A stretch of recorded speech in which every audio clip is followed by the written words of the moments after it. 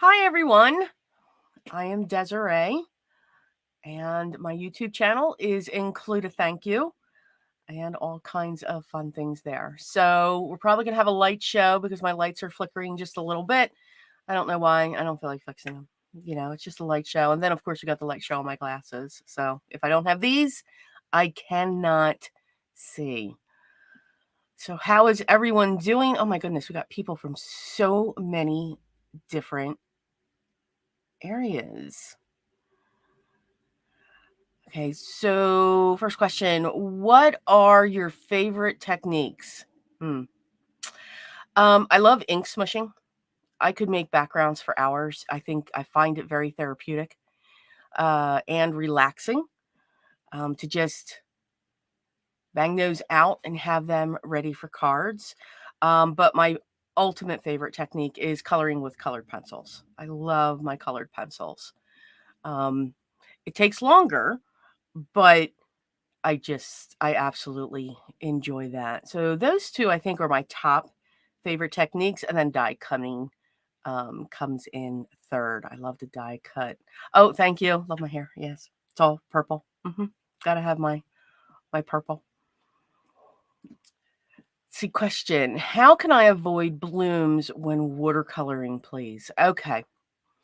Um, so it's funny. I love the blooms. I think the blooms add a lot of interest to the watercolor. But blooms can be avoided when it comes to your paper. My favorite paper, believe it or not, is Canson XL. I love that again because I like the blooms. I like that difference, that edginess into it. If you're not enjoying the blooms, you want to make sure that your paper is 100% cotton. That works the best. And of course, the best paper is Arches. Um, Also, don't add so much water, whether it's on your paper or in your brush. Watercolor brushes are made to hold water, hold pigment. So if you just dab it just a little bit on a paper towel off to the side, that should be the way that you can avoid those blooms. I hope that helps. What is the watercolor paper you use? I am a huge fan of Canson, Canson XL. It's not a 100% cotton paper. It's a cellulose paper. It's very reasonably priced, and it's considered the student grade. But I love it. I love the effects that it gives, and what it can do. I'm also a fan, if I go into 100% cotton, the Fabriano and the ivory, the original white, not the stark white. I'm not a stark white watercolor paper. Question: what kind of pencils do you use? Oh, how long do you have? Um, Colored pencils for me. If it's a colored pencil, I love it. My favorite are colored pencils that I've been using since, let's just say, many decades, and they are my Prismacolor colored pencils. I know a lot of people say that there's issues with them now when they changed manufacturers, ownership, and so on, with the barrels breaking. I have yet to experience that. Um, but again, you always take that chance when they ship. So Prismacolors are my ultimate favorite. My second ultimate favorite are the Faber-Castells. And again, one's a wax base, the Prismacolors, and and the Faber-Castell are oil based. It just there's really no difference. At least in my mind, you can do the same things with them, but I do feel that the Prismacolors are creamier and they blend better. Rainbow Arts and Crafts. What sort of paintbrushes do you use? Synthetic or animal? Which is best? I like synthetic. Um, which is best? That's relative. I'm going to answer that question based on what I like to use. I go with a synthetic because I feel it has more of a snap to it. And that's what I like in watercolor, to make sure that my brush snaps, meaning that if you push down on it, it bends right back up. They hold a lot of water. Your animal, your true hair, your sables, and all of the other animals that they make brushes out, they hold water as well. If you're looking to know what the best animal brush out there is, begins with a K. I think it's called Kaminsky. I could be wrong. But they are pricey. My favorite brushes, I still use them. I started watercolor with these brushes, are the Princeton Snap It with the teal end. They are great. I still have my original set. They are still in perfect condition because again, just take care of them, never leave them in water, and when you're done painting with them, lay them on their side on a paper towel until they're dry, and they will last forever. Trust me, mine are decades. Absolutely decades. I'm going to chop up that name, so I'm not going to attempt to pronounce it. What is your go-to method for mass producing cards? I love the watercolor vibe, but can't see me doing 30 of them. Maybe smushing. That's true. You could do 30 smushing. I think you could do 30 watercolors. If you have an image like a floral, just put a little bit of water down on that floral, drop colors down, set it aside. Watercolors will do the work for you. That's why I love them. You could just drop your colors, if you're not looking for true blends and everything else. My go-to method for mass producing is the ink machine and adding either one of those large sentiments and maybe adding one die in the corner just to accent it. But I think die cutting is that mixed in with the ink smooshing. Yes. Loretta, what watercolor artist has influenced you the most? Lindsay, the frugal crafter. She's actually the one who got me started in paper. And I just say paper as a medium. I think paper is the best medium that's out there. We can do so much to it.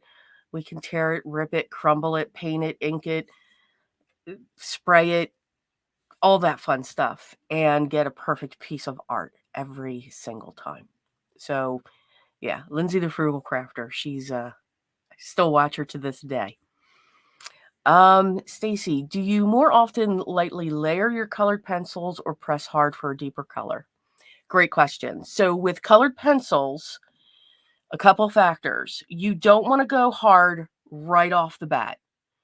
You don't want to use a lot of pressure. With colored pencils, you want to start out light. Build up your colors, add your layers. The lighter you are when you start, the more colors and blending you can get. If you start out very hard with a lot of the pigment, you can't build on those colors and you're stuck with that one color unless you etch into it. And you really don't want to do that with colored pencils. So always go light. If you find that you're heavy-handed because you're gripping that pencil because you want it to do what you want it to do, what I find is if I take, let's just pretend this is a pencil, if you bring your hand further back on the barrel and color, you will have a lighter pressure than if you hold it right up here to the tip. If you hold it here when you're starting out with colored pencils, you're really going to have that pressure down. So always start light, always add your colors. And I work my colored pencils like everybody does do for their alcohol markers for the most part. I put my light layer down, then I go back in with my medium, I go back in with my dark, and then I come back with my medium, and I end with my light. And if I want to have a super light, I'll end with the white. The white colored pencil is the perfect blender for everything. Stacy, what the heck is smushing? Okay, so ink smushing is when you have a silicone mat. We dab our ink pads, water reactive ink pads, down onto that. We add a little bit of water, and then we take our piece of cardstock and press it down into it to get an ink smushed background. That's smushy. Now, if you use a silicone, you get bubbles. If you use a glass, you get a nice swirl, a watercolor look. How do you recommend cleaning your brushes? Water. And I don't mean that sarcastically. So whenever I watercolor, I always have 2 jars of water. I'm one where some people will use 1 jar of water just for the warm colors, so the reds, the orange, and the yellows, and then they'll use the other water for their greens, blues, purples, the cooler colors. I'm one that when I have 2 jars of water, one's my dirty. I always go in there first, and then I'll go if I've used it for a while and it should be cleaned and I'm too lazy to get up and clean it, then I'll go into the clean water and just do a final rinse through there. To I usually once a year do a very deep dive clean after I've watercolored a piece at some point. And there is a special soap, Generals sells it. I do not know the name of it. I'm sorry. It's a very nice, soft soap. I do not recommend dish soap or hand soap. But I very rarely have to use those soaps. So by using the 2 waters, you can get your brushes clean. And again, lay them on their side on a paper towel and let them dry, and everything will be fine with that. Sean, I have some watercolor markers and learning to use them. Would I still use them the same way you use the paint? You can. You could. So, watercolor markers, are they brush tip or are they markers? So, if they're brush tip, whether they're brush tip or markers, you could get a palette, a tile, if you have an old ceramic tile, an old plate. You want to try to have it white because then you'll see the true color. You could scribble it on there and then get a paintbrush and pick that up. If you're like me and must have control, I must have control at all times. I'm not a fan of watercolor brushes because I can't control them. They're good for quick splatters and the snowstorms that I create sometimes. So you could still use them that way too, and you could even use a silicone mat to scribble them down. If you're using them directly onto your piece, my suggestion is work in one section at a time. Put the color down, don't press down onto your paper if it's a marker type of watercolor, and then come in with your brush and move that color around with some water because then you won't get that harsh line. I hope that helps. Carol, I have both watercolor markers and pencils. What do you prefer is by what you're working on? I'm a fan I'm a fan of both. It does depend upon what I'm working on. If it's a floral, I do like to have watercolor pencils instead of a marker. If it's a little critter or a character or a home scene, then I'll use markers. If I do have markers, like I have the Karen markers, or even if they're the real brush markers, I will put them on a palette first and pick them up with a brush. Again, to have that control over the color. I know with a pencil, I have control, and it doesn't take much with a watercolor pencil. Very light. You don't want to go heavy. It's just like using a regular colored pencil. A little bit of pigment goes a long way in the watercolor world when it comes to pencils. But have fun with it. Stacy, besides travel convenience, why would you use watercolor pencils? I got a nice set for Christmas. Um, Anytime. You can use watercolor pencils anytime. Um, it's still watercolor. That pigment inside that pencil is still watercolor.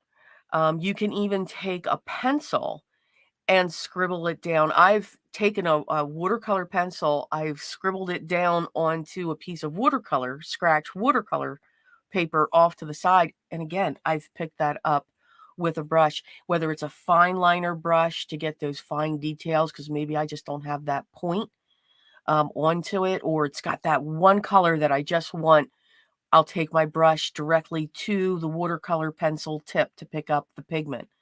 Watercolor pencils are very versatile. You can create a palette. You can take your brush right to the tip. Do not take your watercolor pencil and dip it in the jar of water. Whoever came up with that idea is a genius. You'll split the wood that's around it as it dries, but you can go directly, take your brush to that to pick that up, to pick up some colors to get a more watercolor look. Or you can go direct to your paper and move it out that way. So you have many ways to work with watercolor pencils. Jane, where is your home place? I say water like you say water. My New England friends make fun of the way I say water. I am 18 miles outside of Philadelphia in Pennsylvania. So, do I have crafty quirks? I got a lot of quirks. Oh, crafty ones. Okay. Things you like that others don't, or vice versa. I don't see too many people that use colored pencils. Um, I know I'm going to be bringing that back in more so. Um, but the quirks that I have, there was a question. I've been watching all of the lives, and someone, I forget which live it was, but somebody had talked about, cleaning up the space and how do we deal with that. One of my quirks is whenever I work on a project and I finish that project, I can only, like if I'm doing a card for a video. So in this case, this is what I'm talking about. I can only work on that one card for the video. I don't skip around. I would lose my mind. Not that I haven't already. Um, After I'm done that card, I reset my room. And what I mean by that is everything goes back in its place. Everything gets put away. Everything gets wiped down. Everything gets cleaned and orderly. And then I start my new card. I find that if I reset my room, and that's pretty much what I'm doing, I'm resetting my room. I'm not trying to figure out what I want to do. I have this idea that when the rooms are, and then I put the products in front of me that I'm going to be working with and say, okay, yes, I'm going to do that. I'm going to do that. I'm going to do that.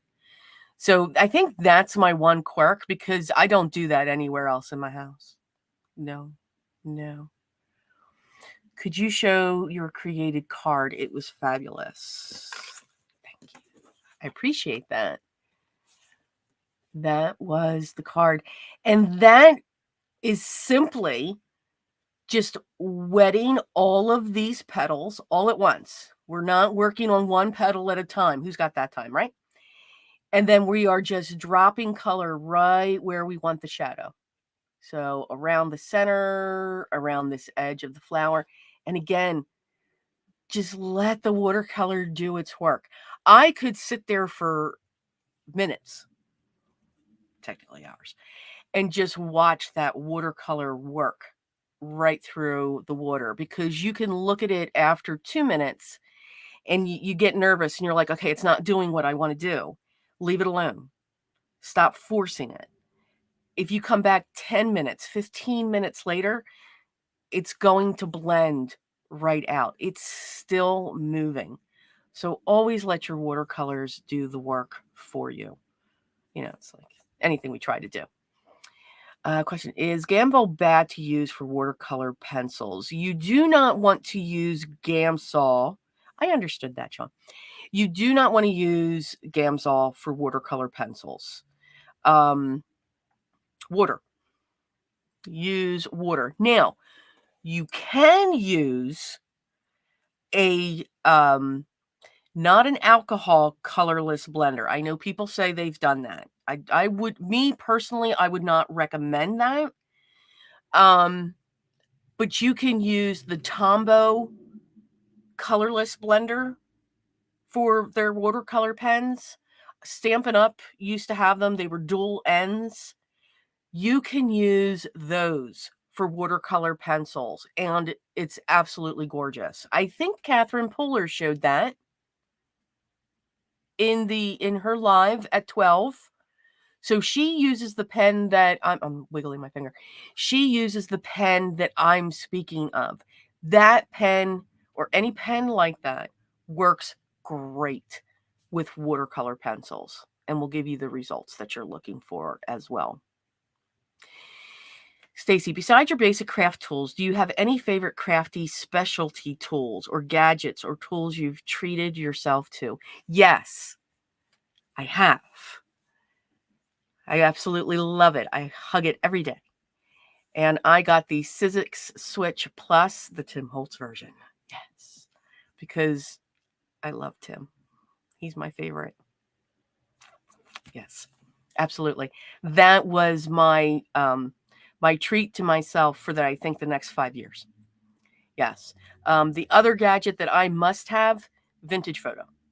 It's got to come with me.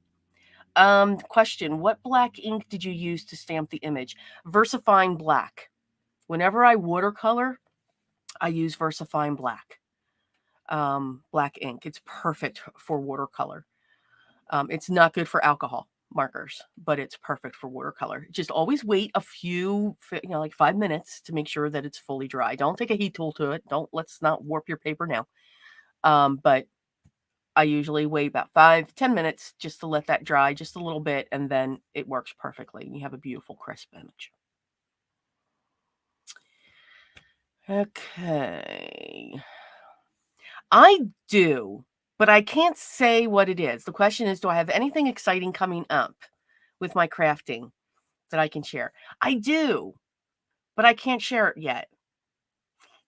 So if you guys want, join me on my YouTube channel if you'd like. It's at Include a Thank You.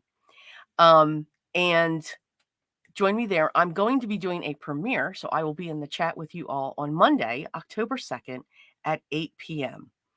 And I'll be making an announcement there. So, but that's all I can say. Other than that, I've got a lot of changes going on my channel, different things that I'm going to be doing on the channel. So a whole new change for 2024 is coming.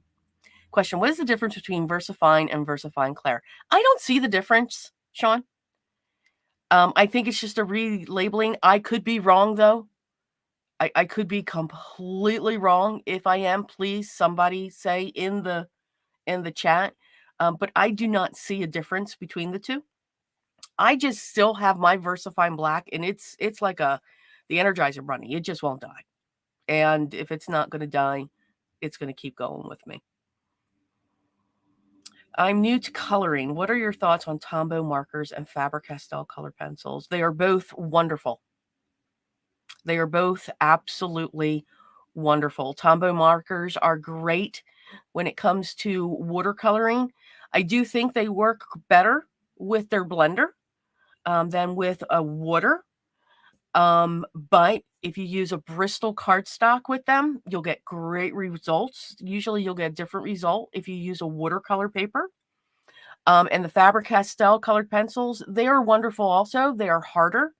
They're not as soft as a wax colored pencil like the Prismacolor.